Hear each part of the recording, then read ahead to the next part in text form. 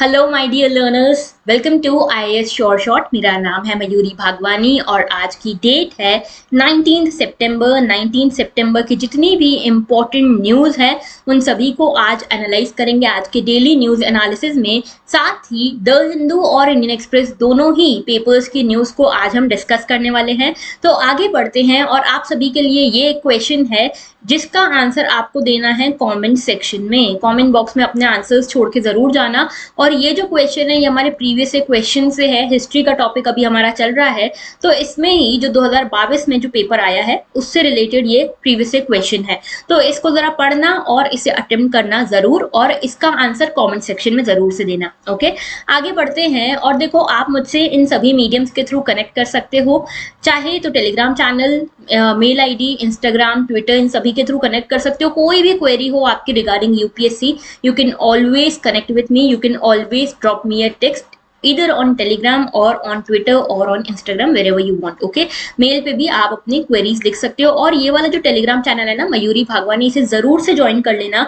इसीलिए ज्वाइन कर लेना क्योंकि इसी चैनल पे हम इन लेक्चर्स की पीडीएफ पोस्ट करते हैं। ओके, और ये सारी चीजों के नाम अभी बहुत जल्दी बदल के आईएएस शॉर्ट शॉर्ट होने वाले हैं। ठीक है, तो कंफ्यूज मत होना आगे जाके अगर इनके नाम बदलते हैं तो। ओके, आगे बढ़ रहे हैं और आज के टॉपिक्स की बात कर लेते हैं। GS1 में we have nothing for today. GS2 में गवर्नेंस में देखने वाले हैं what numbers don't tell us. This editorial is about the prison reforms. तो प्रिजन रिफॉर्म वाले पूरे टॉपिक को थोड़ा डिटेल में आज देखेंगे और आज का आंसर राइटिंग क्वेश्चन भी आपका इसी टॉपिक से बिलोंग करता है। ओके, आगे बात करते हैं। जेंडर पे गैप इशू के बारे में भी एक एडिटोरियल है, इसे देखेंगे। हेल्थ में देखेंगे लंपी स्किन डिसीज के बारे में। जीएस पेपर 3 में डिजास्टर मैनेजमेंट में देखेंगे ताइवान वाले अर्थक्वेक के बारे में। और एग्रीकल्चर में बात करेंगे ban on export of broken rice. Rice के एक्सपोर्ट पर क्यों बैन लगा दी गई है इसके बारे में समझेंगे।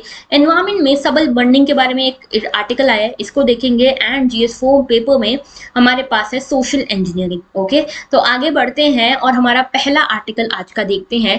पहला आर्टिकल जो है that is about the ban on export of broken rice. Broken rice जो है उसकी एक्सपोर्ट के ऊपर बैन लगा दिया गया है। क्यों लगाया गया है, क्या इसके पीछे की पूरी कहानी है, ये सबको देखेंगे। ओके, तो देखो शुरुआत करें इस आर्टिकल की। उससे पहले राइस के बारे में कुछ चीजें बता दूं, पैडी के बारे में कुछ चीजें बता दूं। तो देखो, राइस जो है जनरली उन एरियाज में उगाई जाती है जहां टेम्परेचर भी हाई होता है और ह्यूमिडिटी भी हाई होती है। तो रेनफॉल और सनलाइट दोनों ही यहाँ पे अच्छे चाहिए होते हैं। ठीक है, तो टेम्परेचर लगभग 22 से 32 डिग्री सेल्सियस तक होना चाहिए। 22 टू 32 डिग्री सेल्सियस तक टेम्परेचर हो। Humidity should be very high, rainfall should be very high. Okay, तो 150 टू 300 सेंटीमीटर जितनी रेनफॉल हो सकती है। सॉइल टाइप डीप क्ले और लोमी सॉइल के ऊपर ये उगाया जाता है। साथ में जो best top rice producing states हैं वो कौन कौन से हैं, देखो वेस्ट बंगाल है, फिर पंजाब है, उत्तर प्रदेश है, आंध्र प्रदेश और फिर बिहार आता है। इसमें 3 तरह के राइस की क्वालिटीज होती है। एक का नाम होता है औस, फिर होता है अमान और होता है बोरू। ठीक है, तो औस जो है वो यहाँ आसाम में उगाया जाता है, अमान जो है ये वेस्ट बंगाल में और बोरो जो है ये ओडिशा में। ओके, ऑलराइट, इसके जरा मैप में देख लो। ये मैप्स जो है ना बहुत इंपॉर्टेंट है, ये आपको बड़ा मदद करेंगे मेंस की आंसर राइटिंग में। ओके, तो जब भी राइस के ऊपर या पैडी के ऊपर कोई क्वेश्चन आता है इस तरह से एक मैप बना सकते हो और वहां शेड कर सकते हो कि देखो ये वाले रीजन में राइस सबसे ज्यादा प्रोड्यूस किया जाता है। ठीक है, तो देख रहे हो ना यहाँ पे वेस्ट बंगाल हो गया, उड़ीसा हो गया, आंध्र प्रदेश हो गया, बिहार हो गया, यूपी हो गया। इन एरियाज में मेजरली ये eastern and southern eastern region में ज्यादा उगाया जाता है राइस। ओके, अब देखो यहाँ पे कौन सी कंट्रीज में सबसे ज्यादा उगाया जाता है, तो देखो इन्हीं कंट्रीज में एशियन कंट्रीज ही हैं, स्पेशली साउथ ईस्ट एशिया और साउथ एशिया की कंट्रीज हैं, जैसे चाइना हो गया, इंडिया हो गया, इसके अलावा इंडोनेशिया, वियतनाम। ठीक है, यहाँ पे देखो म्यांमार, थाईलैंड, इन सब कंट्रीज में उगाया जाता है। पाकिस्तान में भी कुछ हद तक इसे उगाया जाता है। ओके, आगे बात करते हैं। नाउ देखो ये पूरा आर्टिकल किस बारे में है। आर्टिकल ये है कि जो हमारे ब्रोकन राइस है, जो राइस के ब्रोकन पार्ट्स होते हैं ना, उनका एक्सपोर्ट कम कर दिया गया है। 2 कारण है जिसके कारण ये एक्सपोर्ट के ऊपर बैन लगा दी गई है। याद रखना, जो पूरे दाने होते हैं ना राइस के, उनके ऊपर बैन नहीं है। जो बासमती राइस वगैरह होता है उसके ऊपर यहाँ पे बैन नहीं है एक्सपोर्ट पे। यहाँ पे उन राइस के दानों के ऊपर, उन राइस के दानों के एक्सपोर्ट पे बैन है जो टूटे हुए बोलते हैं ना, जो बोलते चूरी होती है जो चावल की। कुछ लोग होते हैं घर में बनाते हैं, कुछ लोग होते हैं जो एनिमल्स के लिए इसको रखते हैं फीड वगैरह करने के लिए। तो हमारे देश में भी इसको यूज किया जाता है और इसके एक्सपोर्ट के ऊपर अभी बैन कर दिया गया है। ठीक है, तो यहाँ पे है क्या, कारण क्या है। दो कारण हैं। पहला कारण ये है कि हमारे देश में एनिमल फीड स्टॉक जो है वो कम हो रहा है, तो हम एनिमल फीड स्टॉक के फॉर्म में ये जो ब्रोकन राइस है उसको यहाँ पे फीड करवाते हैं एनिमल्स को। और अगर हमारे देश से बाहर जाती है ये चीज, यानी कि जो हमारा ब्रोकन राइस है उसको हम एक्सपोर्ट करने लगते हैं, हमारे खुद के देश में इसकी कमी हो जाएगी और इसके कारण इसके प्राइजेस हमारे खुद के देश में बड़े शूट कर जाएंगे। और ये हम नहीं चाहते क्योंकि हमारे एनिमल फीड स्टॉक में कमी हो रही है और इसके लिए हम ये बैन पे हमने एक्सपोर्ट पे बैन लगा रखा है। दूसरा कारण ये है कि अभी हमने कुछ दिनों पहले इथेनॉल ब्लेंडिंग के बारे में पढ़ा था, बायो मास के बारे में, बायोडीजल के बारे में पढ़ा था। तो मैंने आपको बताया था कि अभी हमारा जो देश है, हमारे देश में एक मिशन चल रहा है, एक कैंपेन चल रहा है कि 2025 तक, जो साल 2025 है, इस तक हमें लगभग 20% इथेनॉल ब्लेंडिंग करनी है। इसका क्या मतलब है, जो हम गाड़ियों में पेट्रोल डालते हैं ना, वो पूरा का पूरा पेट्रोल होता है, ठीक है, 100 रुपए का, तो 100 रुपए का ही पेट्रोल डलवाती हो या 100 रुपए का डीजल डलवाते हो। अब क्या होगा कि 80 रुपए का या 80 ml जो है वो पेट्रोल डलेगा और 20 ml इथेनॉल डलेगा। तो यहाँ पे जो फ्यूल है, फॉसिल फ्यूल, उसके साथ ब्लेंड किया जाएगा इथेनॉल को और उससे डाला जाएगा व्हीकल्स में। इससे क्या होगा, पहली चीज कि फॉसिल फ्यूल्स का यूज कम होगा और एनवायरमेंट को प्रोटेक्ट हम कर पाएंगे, क्लाइमेट चेंज को हम रोक पाएंगे। फॉसिल फ्यूल्स जितने कम होंगे यूज, फॉसिल फ्यूल्स को जितना हम कम बर्न करेंगे उतना यहाँ पे ग्रीन हाउस गैसेस कम यहाँ पे रिलीज होंगी और उसके कारण ग्लोबल वार्मिंग कम होगी, क्लाइमेट चेंज कम होगा। पहला कारण ये इथेनॉल ब्लेंडिंग का। दूसरा कारण ये कि अभी जो है पेट्रोल डीजल जो भी डालते हैं वो हमको सब इंपोर्ट करना पड़ता है, फॉसिल फ्यूल्स इंपोर्ट करने पड़ते हैं। हम नहीं चाहते कि हमारा जो इंपोर्ट बिल है और बढ़े, हम इस इंपोर्ट बिल को कम करना चाहते हैं क्योंकि इसके बदले हमें फॉरेक्स रिजर्व देना पड़ता है, हम ये नहीं चाहते, इसीलिए हम इसमें इथेनॉल को ब्लेंड करना चाहते हैं। ओके, तो ये इथेनॉल ब्लेंडिंग हमको करनी है। दूसरा रीजन ये है। पहला रीजन क्या है कि हम राइस को क्यों नहीं एक्सपोर्ट कर रहे हैं, क्योंकि हम यहाँ पे एनिमल फीड स्टॉक के लिए यहाँ पे इसको स्टोर करना चाहते हैं और हमारे जो ह्यूमंस का जो फीडिंग है उसके लिए भी हम यहाँ पे इसको बचा के रखना चाहते हैं। ये नहीं चाहते कि राइस के प्राइसेस बहुत ज्यादा हाई हो जाए, राइज हो जाए और इन्फ्लेशन आ जाए। एक तो ये कारण। दूसरा, इथेनॉल ब्लेंडिंग हमको करनी है। 2025 तक का टारगेट है कि 20% इथेनॉल ब्लेंडिंग करनी है। और इथेनॉल कैसे बनता है, राइस से बनता है, कुछ तो शुगर से भी बनता है, कुछ राइस से बनता है। ओके, तो यहाँ पे इन दोनों कामों के लिए हमने ये जो इसका एक्सपोर्ट था उसको बैन कर दिया है। अब देखो इसका क्या लेना देना है इन्फ्लेशन से। अभी देखो आपको पता है कि जब भी कोई चीज, जैसे मान लो राइस है, यहाँ पे राइस के अगर जो सप्लाई है, अगर राइस का सप्लाई कम होगा, इसका मतलब क्या कि यहाँ पे इन्फ्लेशन आने वाला है, इसके प्राइजेस बढ़ जाएंगे। किसी भी चीज की सप्लाई कम होती है उसके प्राइजेस बढ़ जाते हैं। तो अगर हमारे देश से इसका सप्लाई कम हो गया क्योंकि हमने अपना सारा चावल, अपना सारा राइस का क्रॉप बाहर भेज दिया, एक्सपोर्ट कर दिया, अब हमारे देश में तो कमी हो गई सप्लाई की, तो हमारे देश में इसके प्राइजेस बढ़ सकते हैं, इन्फ्लेशन आ सकता है, जो कि हम नहीं चाहते। क्यों नहीं चाहते, क्योंकि आरबीआई की जो मॉनेटरी पॉलिसी कमीशन है उसने 6% का मैक्सिमम टारगेट सेट किया था और हमारा इन्फ्लेशन ऑलरेडी 6% से ज्यादा ही चल रहा है। ओके, तो ये कारण है। दूसरी चीज ये कि कोविड पैंडेमिक आया, पैंडेमिक के बाद फिर अब धीरे धीरे रिकवरी होने लगी और रिकवरी में हमें जरूरत पड़ेगी कि यहाँ पे जो वल्नरेबल सेक्शन है उन्हें साथ में लेकर चले, इंक्लूसिविटी रखे, न्यूट्रिशन सभी को मिले। ओके, और अभी आपको पता है कि रशिया यूक्रेन वॉर चल रहा है, सप्लाई रिस्ट्रिक्ट्स ऑलरेडी है, तो हम नहीं चाहते हमारे देश में और इन्फ्लेशन का प्रेशर बढ़े। ठीक है, और सबसे ज्यादा वल्नरेबल सेक्टर पे तो बिल्कुल ना पड़े। इसीलिए आपको पता होगा प्रधानमंत्री गरीब कल्याण अन्न योजना भी हम लेकर आए थे कि हर किसी को न्यूट्रिशन मिल पाए और इसके लिए भी हमें राइस की जरूरत पड़ेगी। और साथ ही यहाँ पे हर पर्सन को 5 किलो का राशन हमको देना है। नेशनल फूड सिक्योरिटी एक्ट के अंतर्गत जो प्रोमिसेस हमने किए हैं उनको पूरा करना है। तो इन सभी कारण के लिए अब हम यहाँ पे राइस को अभी के लिए हमने एक्सपोर्ट बैन किया है। दूसरी चीज ये कि यहाँ पे जो राइस स्टॉक है ये बफर लेवल से अभी ऊपर है, लेकिन यहाँ पे एक्सपोर्ट रिस्ट्रिक्शन लगाना जरूरी था क्योंकि इसी के साथ हम यहाँ पे जो अपसाइड रिस्क है, प्राइजेस बढ़ने की जो रिस्क है उसे कंट्रोल कर पाएंगे। ओके, राइस प्रोडक्शन के बारे में देखो तो मेजर राइस कल्टीवेशन जो होता है वो खरीफ सीजन में होता है और यहाँ पे जून जुलाई के आसपास इसको बोया जाता है और उसके बाद यहाँ पे हार्वेस्ट होता है नवंबर दिसंबर में। तो अभी समय आ रहा है हार्वेस्ट का, ठीक है, धीरे धीरे करके। अब देखो यहाँ पे राइस जो है आप सभी को पता है एक वाटर इंटेंसिव क्रॉप है। अभी मैंने आपको बताया कि राइस को प्रोड्यूस करने के लिए आपको चाहिए होती है ज्यादा ह्यूमिडिटी, और ये ह्यूमिडिटी चाहिए तो यहाँ पे आपको रेनफॉल की जरूरत पड़ेगी, वाटर की जरूरत पड़ेगी। तो वाटर इंटेंसिव क्रॉप है। ओके, और वाटर इंटेंसिव होने के साथ यहाँ पे सनशाइन भी चाहिए और साथ में सप्लाई चाहिए वाटर का ऑल द टाइम, और इसीलिए इसको सदर्न रीजन में, ईस्टर्न रीजन में हमारे देश के उगाया जाता है। ठीक है, कौन कौन से स्टेट्स हैं मैं बता चुकी हूँ, आंध्र प्रदेश हो गया, तेलंगाना हो गया, उड़ीसा, इन सब स्टेट्स में अभी उगाया जाता है। लेकिन कुछ स्टेट्स हैं जहाँ पे इस बार बारिश उतनी नहीं हुई है, पंजाब हो गया, उत्तर प्रदेश हो गया, तो इन एरियाज में ऑलरेडी जो राइस प्रोड्यूस होती है वो कम होगी। ओके, इसीलिए भी हम इसको एक्सपोर्ट को बैन कर रहे हैं। अब देखो क्या कंसर्न है। कंसर्न ये है कि हम इथेनॉल ब्लेंडिंग करना चाहते हैं। हमारा टारगेट है 2025 तक का 20% इथेनॉल ब्लेंडिंग, और इसके लिए हमें जरूरत पड़ने वाली है राइस क्रॉप की। ओके, तो यहाँ पे जो ये चूरी है ना राइस की, उसकी जरूरत पड़ेगी हमको इथेनॉल को बनाने के लिए। ओके, तो यहाँ पे ये एक इशू है, और इसके साथ साथ हमें इमरजेंसी प्रोविजंस भी हमको इसके लिए लगाने पड़ सकते हैं। ठीक है, लाइक जो सरप्लस राइस है उसको हम इथेनॉल के लिए अभी यूज कर रहे हैं। आफ्टर इफेक्ट्स क्या हो सकते हैं इसके? देखो, आफ्टर इफेक्ट्स ये होंगे कि अभी ऑलरेडी रशिया यूक्रेन वॉर चल रहा है, इसके कारण जो कंट्रीज यूक्रेन और रशिया पे सपोर्टेड थी, जो कंट्रीज रशिया और यूक्रेन के ऊपर डिपेंडेंट थी इन क्रॉप्स के लिए, जैसे राइस हो गया, अब उनको वहां से तो क्रॉप नहीं मिलना। जैसे यूरोप की कुछ कंट्रीज हो गई, अफ्रीका की कुछ कंट्रीज हो गई, इनको यूरोप से तो कुछ नहीं आना। ठीक है, इनके ऊपर रिस्ट्रेन लग गया सप्लाई साइड का, तो अब ये डिपेंड कर रहे हैं इंडिया के ऊपर। इंडिया काफी बड़ा एक्सपोर्टर है राइस का। ठीक है, लगभग आप देखोगे तो यहाँ पे इंडिया जो है लगभग 41% राइस का टोटल एक्सपोर्ट करता है। पूरी दुनिया में जितनी भी कंट्रीज जितना भी राइस एक्सपोर्ट करती है उसमें से 41% एक्सपोर्ट इंडिया करता है। तो इसीलिए कुछ कंट्रीज में इसका स्ट्रेस होने वाला है, क्योंकि राइस उनकी कंट्री में नहीं मिलेगा। और यहाँ पे जो मेजोरिटी आप देखोगे, लगभग आधे से ज्यादा राइस जिन कंट्रीज ने इंपोर्ट किया है ना अपने इस साल में, इस साल के स्टार्टिंग के 6 महीनों में, उसमें से आधे से ज्यादा राइस जो है वो इंडिया से इंपोर्ट किया गया है। ठीक है, और इसके लिए यहाँ पे देखो, अभी यहाँ पे चाइना हो गया, सेनेगल हो गया, वियतनाम, जिबूती, इंडोनेशिया, ये सब बहुत ज्यादा डिपेंड करते हैं इंडिया के ऊपर for the rice thing. Okay, अब अगर इंडिया एक्सपोर्ट बैन कर देता है तो इसके कारण यहाँ पे हमारे आसपास की कंट्रीज जैसे पाकिस्तान हो गया और इसके अलावा थाईलैंड हो गया, इन सब कंट्रीज को यहाँ पे अपॉर्चुनिटी मिल जाएगी इस गैप को फिल करने के लिए। ठीक है, तो यहाँ पे इंडिया के हाथ से एक चीज जा सकती है, एक अपॉर्चुनिटी छूट सकती है। अब हमें अपना इंटरेस्ट बैलेंस करना पड़ेगा, हमें डिसाइड करना पड़ेगा कि हम किस तरफ जाना चाहते हैं। ओके, तो अगर हम एक्सपोर्ट करते हैं उसके भी कुछ प्रोज एंड कॉन्स है, और अगर हम एक्सपोर्ट नहीं करते हैं तो उसके भी कुछ प्रोज एंड कॉन्स हैं। अल्टीमेटली देखो, ज्यादा फोकस आपको इसी पे करना चाहिए कि हमारे डोमेस्टिक इंडस्ट्री पे क्या असर पड़ रहा है, डोमेस्टिक मार्केट पे क्या असर पड़ रहा है, और अभी जो हमारे डोमेस्टिक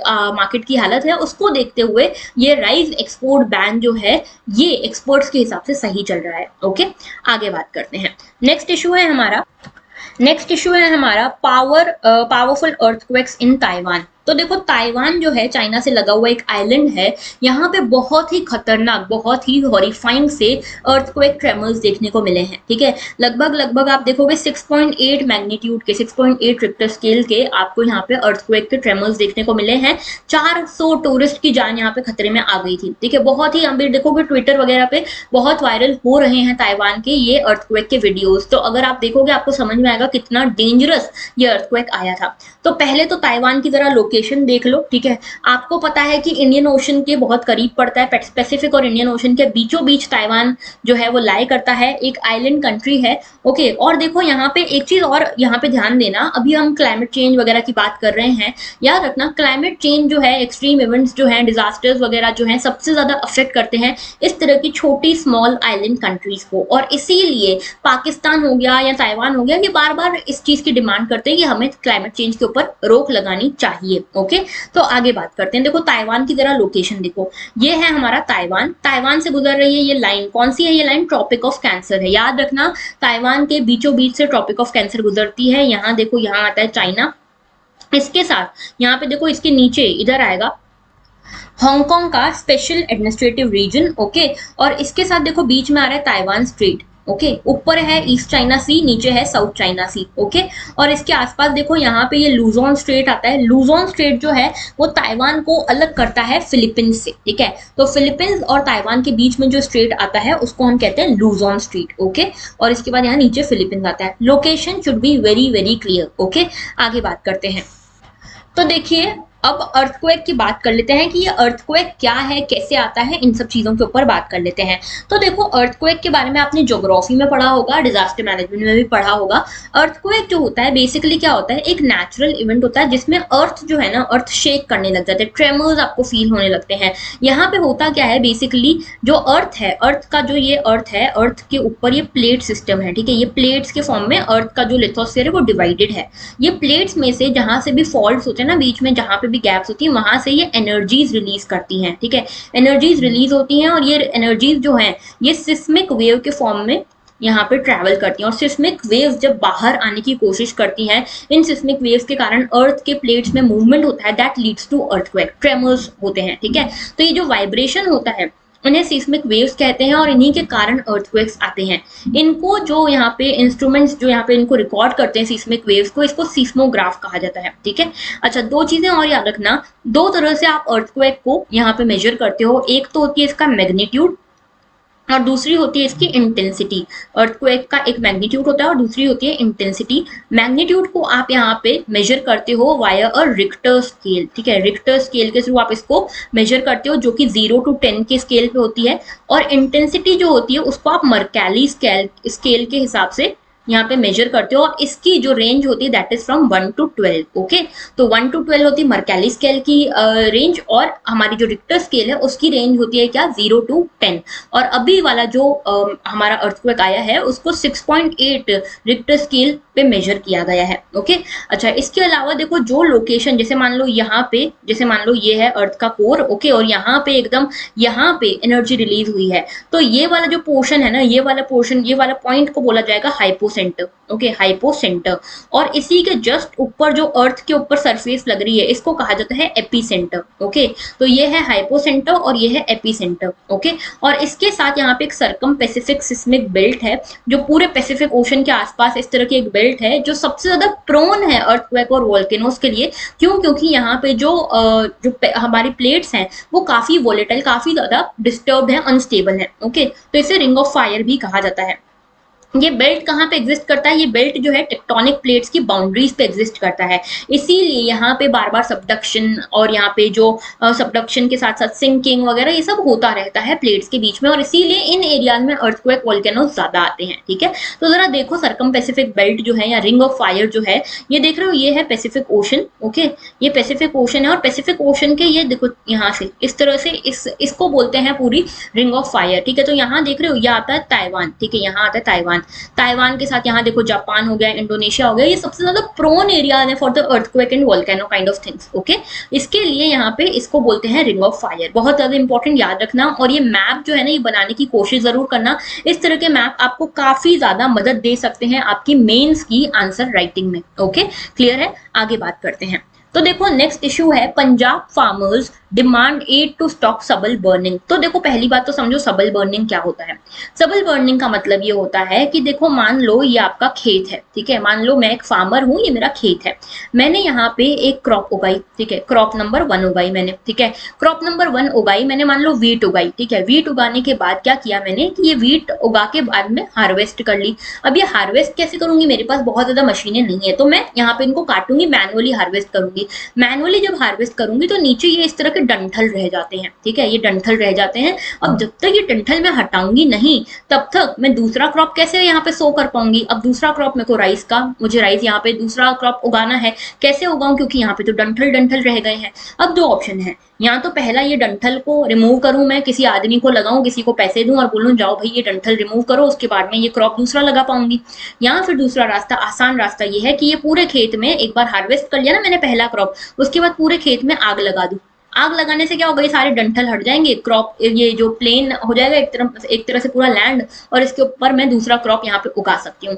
तो ये जो दूसरा तरीका है ना, आग लगा देने वाला पूरे फील्ड में, सो दैट ये जो पीछे डंठल बचे हैं वो खत्म हो जाए, इसे कहते हैं सबल बर्निंग।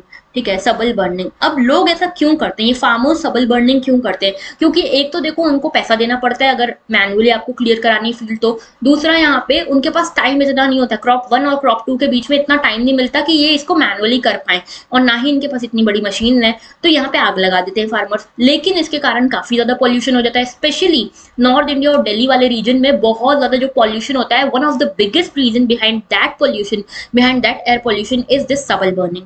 अब यहाँ पे जो दिल्ली के चीफ मिनिस्टर हैं, पंजाब के चीफ मिनिस्टर हैं, उन्होंने बोला भाई कोई सबल बर्निंग नहीं करेगा, हम नहीं तो पेनल्टी लगाएंगे। अब यहाँ के फार्मर्स बोल रहे हैं कि ऐसे कैसे सबल बर्निंग ना करें, हम चाहते थोड़ी है सबल बर्निंग करना, हम चाहते थोड़ी अपने खेतों को आग लगाना, हमारे पास कोई दूसरा ऑप्शन नहीं है। तो इन्होंने बोला, अभी तक देखो 14 ऐसे केसेस इस सीजन में मिल चुके हैं सबल बर्निंग के। ओके, तो अब यहाँ पे जो फार्मर्स है उनका कहना यह है कि हमें मदद करे सरकार। ठीक है, पंजाब के फार्मर्स बोल रहे हैं हमें मदद करे सरकार कि हम कैसे सबल बर्निंग ना करें, हमें या तो मशीन्स दे, मैकेनाइजेशन दे, सब्सिडी दे, कुछ तो दे, हम कैसे यहाँ पे सबल बर्निंग को रोकें, हम अपने जेब से थोड़ी पैसा लगाएंगे। तो इनका कहना है अगर सरकार हमें मदद करती है तो हम ये सबल बर्निंग को रोक देंगे। तो इनका कहना यह है कि गवर्नमेंट जो है इसे मदद करनी चाहिए फार्मर्स की, इसे वो इम्प्लीमेंट्स करना चाहिए सब्सिडीज को, इसे कैंपेन चलानी चाहिए, अवेयरनेस कैंपेन, लेकिन साथ में हमें मॉनेटरी फॉर्म में भी एक मदद करनी चाहिए। ओके, तो देखो सबल बर्निंग एक इंपॉर्टेंट टॉपिक है, इसको जरा समझते हैं। देखो हुआ क्या, जैसे ग्रीन रिवोल्यूशन आया, ग्रीन रिवोल्यूशन के कारण हमारे पंजाब, यूपी, इन एरियाज में काफी अच्छा क्रॉपिंग वगैरह हो रहा था, फार्मिंग वगैरह हो रही थी। इसके कारण क्या, वो पैडी कल्टीवेशन बढ़ा, पैडी कल्टीवेशन बढ़ा तो हस्क जो बचता है, जो डंठल मैंने बताया ना जो नीचे बच रहे हैं, वो हस्क बहुत ज्यादा बचने लगा। अब क्या किया जाए, अब उसके कारण सबल बर्निंग आती है, सबल बर्निंग होने लगी। अब इसके तीन मेजर फैक्टर्स हैं। पहला है पॉसिटी ऑफ टाइम, पहले क्रॉप और दूसरे क्रॉप के बीच में बहुत ज्यादा लंबा समय आपके पास नहीं होता कि आप उसको मैनुअली क्लियर कर सको, इसीलिए आप उस पर आग लगा देते हो।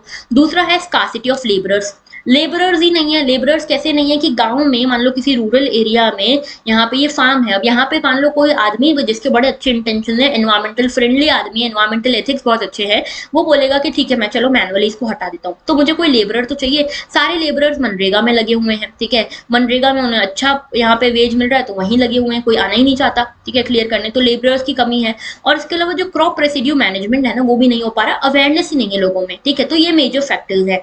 नाउ देखो इसके इफेक्ट्स क्या है। पहला इफेक्ट तो ये है कि सॉइल के न्यूट्रिशन खराब होते हैं, जो आप आग लगा दोगे पूरे खेत में तो जो नाइट्रोजन, फास्फोरस, पोटैश और ये सल्फर वगैरह मिलना चाहिए सॉइल को वो नहीं मिल पाता, वो सारा ड्रेन आउट हो जाता है।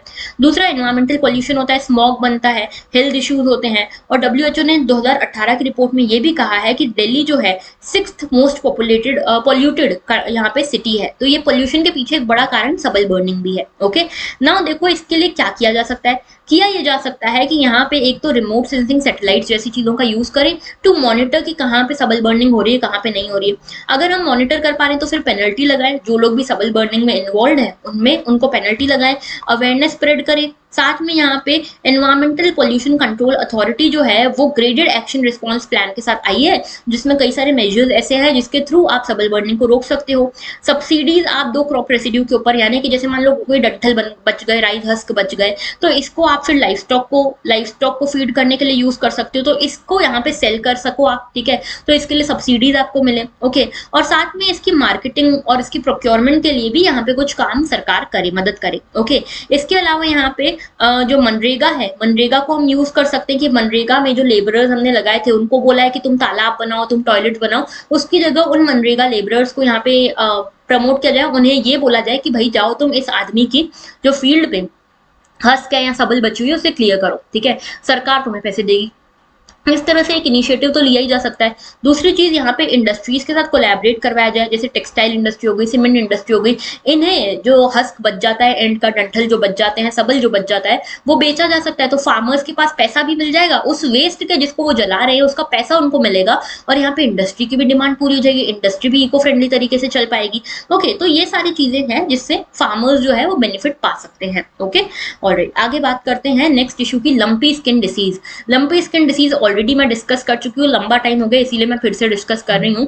बेसिकली देखने को ये मिला है कि 2019 में इससे पहले भी लंपी स्किन डिसीज देखने को मिला था, अभी फिर से देखने को मिला है। अभी दोनों के डीएनए मैच करें तो यहाँ पे काफी कुछ जेनेटिक म्यूटेशन हमको मिले हैं, यानी कि जेनेटिक अल्टरेशन यहाँ पे दोनों जो लंपी स्किन वायरस हुआ है, स्किन डिसीज का वायरस हुआ है, उन दोनों में काफी म्यूटेशन हमको देखने को मिले हैं। लगभग 50,000 कैटल्स हैं हमारे इंडिया की जो अभी तक इन्फेक्ट हो चुकी हैं by this lumpy skin disease. Okay, तो आगे देखो यहाँ पे लंपी स्किन वायरस के बारे में, डिसीज के बारे में डिस्कस कर लेते हैं। पहली चीज तो ये कि एक वायरल डिसीज है, वायरस से होता है, और यहाँ पे डोमेस्टिक कैटल्स और वाइल्ड रोमिनेंट्स दोनों को हो सकता है। साथ में इसका इंक्यूबेशन पीरियड लगभग 28 दिनों का होता है, यानी कि आपको समझ नहीं आ हो सकता है कि आपको सिम्टम्स वगैरह डेवलप करने में 28 डेज देखने को मिलते हैं कैटल्स में। ओके, और यहाँ पे लगभग 10% का मोर्टेलिटी रेट आपको देखने को मिलता है, ये एफएओ की रिपोर्ट है। ओके, इसके अलावा जो एनिमल हेल्थ है, वेलफेयर है, वो अफेक्ट होता है, फार्म्स अफेक्ट होते हैं, और यहाँ पे इसके कारण ये बहुत तेजी से अभी फैल रहा है एशिया में और इंडिया में। ठीक है,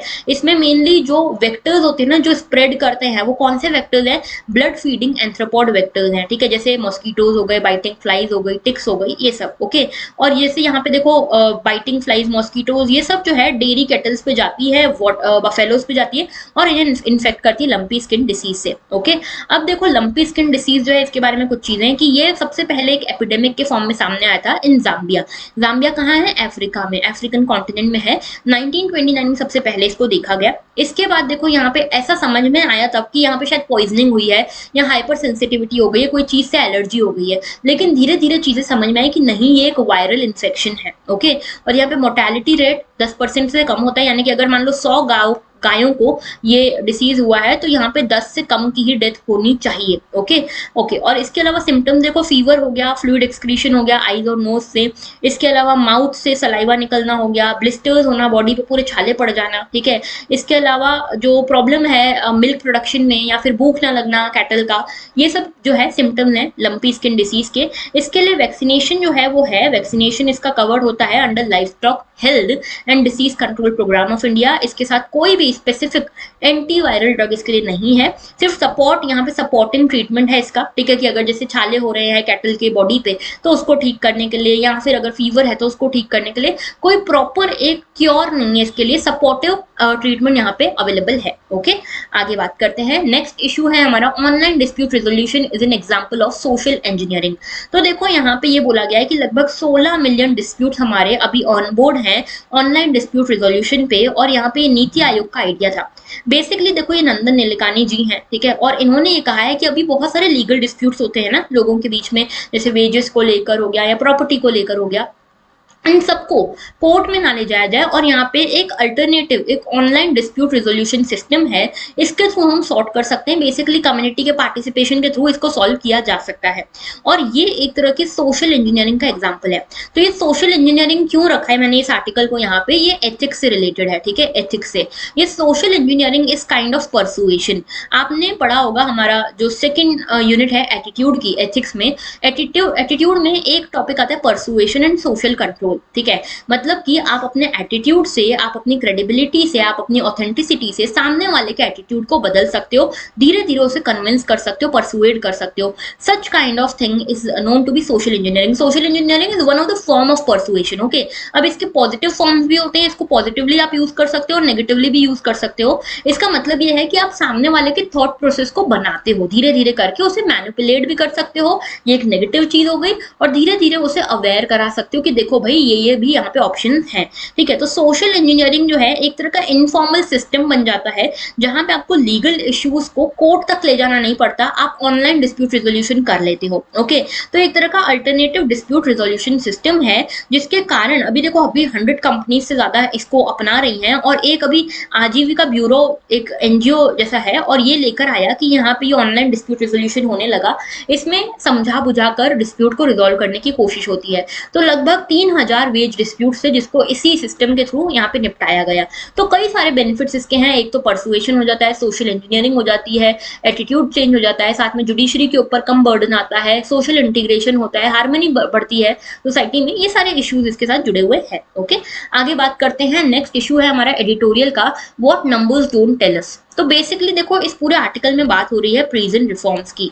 यहाँ पे मेजर जो फोकस है वो एक चीज पे है, चीज जो है वो है mental health issues. Mental health issues कि यहाँ पे जो प्रिजनर्स हैं उन्होंने किस तरह के मेंटल हेल्थ इश्यूज वो फेस कर रहे हैं। अब देखो जो प्रिजनर्स हैं आप उनकी सिचुएशन बहुत ही खराब होती है, ठीक है। लाइक आपने एक सीरीज आती है क्रिमिनल जस्टिस, ये इसके 2-3 सीजन आ चुके हैं, वेब सीरीज है बेसिकली। अगर आपने ये देखी होगी ना, आपको समझ में आ रहा होगा कि जो लोग हैं, जैसे मान लो कोई भी व्यक्ति है, उसको वो अक्यूज है, अभी कन्विक्ट नहीं है, अक्यूज है, उसको यहाँ पे जेल में रहना पड़ रहा है अंडर ट्रायल की तरह, और उसे कैसी कैसी सिचुएशन फिर फेस करनी पड़ती है, वो इस चीज में, इस वेब सीरीज में बहुत अच्छे से दिखाया हुआ है। तो यहाँ पे इसको देख के भी आप समझ सकते हो कि कितना बुरी कंडीशन है हमारे प्रिजन्स की। ओके, तो इसके बारे में बात हुई है। बात यह है कि एनसीआरबी का डाटा आया है, नेशनल क्राइम रिकॉर्ड ब्यूरो का डाटा आया है। बोला गया है कि लगभग 9000 से ज्यादा प्रिजनर्स जो हैं उनमें मेंटल इलनेस पाई गई है। लगभग 150 जो प्रिजनर्स हैं उन्होंने सुसाइड कर लिया है with in the prison. Okay, तो ये एक बहुत बड़ी बात है। अब यहाँ पे नंबर्स तो हमको समझ में आ रहे हैं कि इतना नंबर्स है, लेकिन ये किस चीज में से नंबर है? क्या ये वो लोग हैं जिनके ऊपर डिटेक्ट हो चुका है मेंटल इलनेस, या फिर क्या ये वो लोग हैं जो अभी भी जेल के अंदर बंद हैं, एक बैरिकेड में बंद हैं और उनके ऊपर अभी भी मेडिकेशन इन्वेस्टिगेशन चल रहा है लेकिन उनको इसमें इन्वॉल्व नहीं किया है, क्या ये ऐसा है? तो कुछ भी अभी क्लियर है नहीं। ओके, हमको लगता है कि हम जेल अगर किसी को भेज रहे हैं that is for his rehabilitation, और उसको ठीक करने के लिए भेज रहे हैं, उसको रिफॉर्म करने के लिए भेज रहे हैं, ठीक है। लेकिन अल्टीमेटली हमको देखने को मिल रहा है कि जेल्स जो है ना अभी रिट्रीब्यूटिव सिस्टम पे चल रहे हैं, यानी कि एक बदले की भावना पे, एक रिवेंज की भावना पे चल रहे हैं कि तुमने ऐसा किया इस पर्सन के साथ या सोसाइटी के साथ तो तुम्हें भी ये मिलेगा, और उसमें हम ह्यूमन राइट्स को ग्रॉसली वायलेट कर रहे हैं, ठीक है। तो यहाँ पे देखने को मिलता है कि हमने रिहैबिलिटेशन हमको करना चाहिए, इंस्टीड हम क्या कर रहे हैं, होपलेसनेस और हेल्पलेसनेस फैला रहे हैं। लगभग 70% जो पॉपुलेशन है प्रिजन्स की उसमें अंडर ट्रायल्स काफी ज्यादा है, 70% तक अंडर ट्रायल्स हैं। इसके अलावा देखो यहाँ पे देखने को मिला जो मेंटल इलनेस से गुजर रहे हैं ना, जो लोग जैसे 9,000 लोग मेंटल इलनेस के शिकार है, इनमें से लगभग 58%, लगभग 60% जो प्रिजनर्स हैं वो क्या कैसे हैं, अंडर ट्रायल हैं, जिनके ऊपर अभी आरोप यहाँ पे वो भी नहीं हुआ है, प्रूव भी नहीं हुआ है, कन्विक्ट भी नहीं है वो, ठीक है। लेकिन फिर भी उनको जेल में रहना पड़ा, और उसमें जेल में रहते रहते इतना डिप्रेशन, इतनी एंग्जाइटी, इतनी मेंटल स्ट्रेस उनके ऊपर पड़ा है कि वो मेंटली इल हो गए हैं। ओके, तो एक बहुत बड़ी बात है।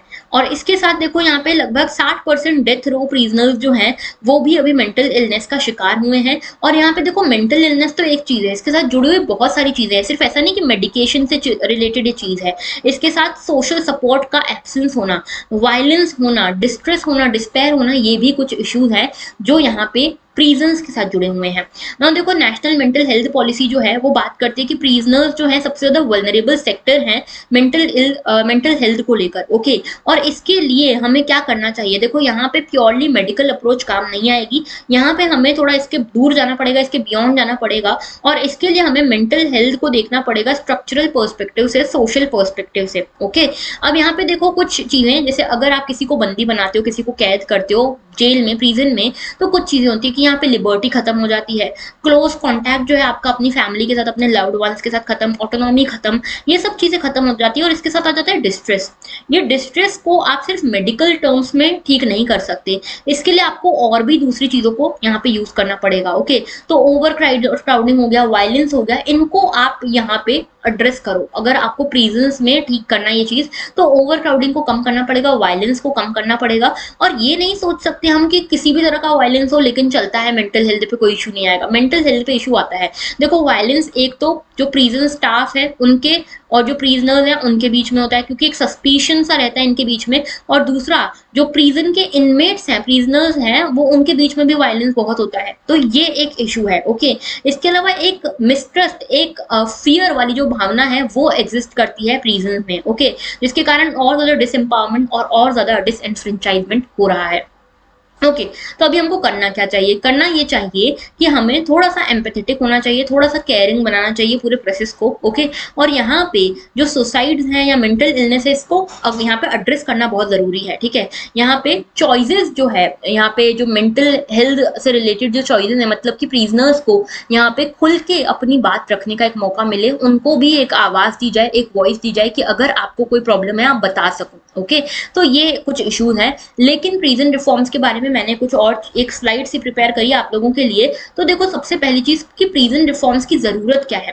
पहली जरूरत ये है कि ह्यूमन राइट्स का बहुत ज्यादा ग्रॉसली वायलेशन हो रहा है। आप देखोगे यहाँ पे सेक्सुअल हरासमेंट हो गया, वायलेंस हो गया, फिजिकल अटैक्स हो गए, इमोशनल डिस्ट्रेस हो गया, ये सारी चीजें यहाँ पे एग्जिस्ट करती है। ह्यूमन राइट्स वायलेट हो रहे हैं, खाने को नहीं मिलता, ठीक है, सैनिटेशन की कंडीशन बहुत बुरी है। इसके साथ सोशल इंटीग्रेशन भी जरूरी है। अगर आप प्रिजनर्स जो हैं उनमें कुछ यहाँ पे रिफॉर्म लेकर आओगे, प्रिजन रिफॉर्म्स लेकर आओगे, प्रिजनर्स के ऊपर ध्यान दोगे, तो आगे जाके जब वो सोसाइटी का हिस्सा वापस से बनेंगे तब यहाँ पे हार्मनी होगी इंस्टीड ऑफ क्राइम्स। ओके, तो सोशल इंटीग्रेशन के लिए जरूरी है। तीसरा है पब्लिक हेल्थ के लिए जरूरी है। अगर जेल्स में, प्रिजन में किसी तरह का जो डिसीज है वो फैल रहा है, जैसे एड्स वगैरह फैल रहा है, तो वो बाहर भी तो आएगा, पब्लिक हेल्थ का इशू भी तो बनेगा। इसीलिए सभी के भले के लिए हमें इस तरह की चीजें करना जरूरी है। चौथी चीज है मेंटल हेल्थ के लिए, ठीक है। यहाँ पे जितने भी हमारे प्रिजन हैं उसमें हमने देखा कि मेंटल हेल्थ का कितना बड़ा इशू है। ओके, तो ये एक बड़ा कारण है। एंड देन देखो जो वीकेस्ट सेक्शन है वो यही है, ठीक है। यहाँ पे प्रिजन बहुत ओवर क्राउडेड है, और यहाँ पे जो ओवर क्राउडेड है उसमें भी 70% जनता जो है ना वो ऐसी है जिसके ऊपर अभी जुर्म कबूल भी नहीं हुआ है, जुर्म प्रूव भी नहीं हुआ है, ठीक है। तो अंडर ट्रायल्स है, कन्विक्ट नहीं है ये। ओके, अब इश्यूज क्या है, पहला है कस्टोडियल वायलेंस का, बहुत ज्यादा वायलेंस आपको देखने को मिलती है जेल्स के अंदर, प्रिजन्स के अंदर। दूसरा है ओवर क्राउडिंग का, जैसे अगर 100 लोगों के रखने की क्षमता है तो 200 लोग रह रहे हैं उसी सेम प्रिजन में, ठीक है। तीसरा है सैनिटेशन की बहुत ज्यादा प्रॉब्लम है, सैनिटेशन नहीं है, हेल्थ को यहाँ पे बिल्कुल ध्यान नहीं दिया जाता। चौथा है डिस्ट्रप्शन हो रहा है फैमिली का, जैसे मान लो एक तो पर्सन है जो उसको जेल में रखा गया है, अभी तो उसके ऊपर जेल में प्रूव भी नहीं हुआ है कि उसने क्राइम किया या नहीं किया, उसकी फैमिली का सोचो क्या गुजरती होगी।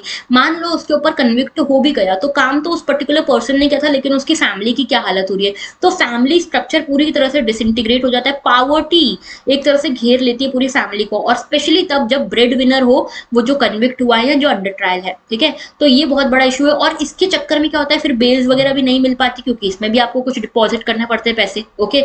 इसके साथ देखो पब्लिक स्क्रूटिनी बहुत कम है, ओके। पब्लिक स्क्रूटिनी बहुत कम है, लोग जो है जेल्स के अंदर कोई स्क्रूटिनी नहीं है, सीसीटीवी कैमराज हैं तो चलते नहीं है, कोई स्क्रूटिनी नहीं है कि किस तरह से हम अंदर का माहौल जांच सकें। छठी चीज है यहाँ पे अंडर ट्रायल्स का बहुत अबंडेंस है, ठीक है। जिन्होंने कुछ अभी कन्विक्ट भी नहीं हुए उनका अबंडेंस बहुत ज्यादा है, ओके। मान लो जरा सोचो कि अगर वो जो अंडर ट्रायल है वो कन्विक्ट नहीं निकलता है तो उसकी तो पूरा जीवन भर के ऊपर ये दाग लग गया ना, एक बड़ा सा एक नेगेटिव सा इंप्रेशन पड़ गया उसकी लाइफ के ऊपर कि उसने ऐसा टाइम भी देखा है इस इतनी बुरी कंडीशन में, ओके।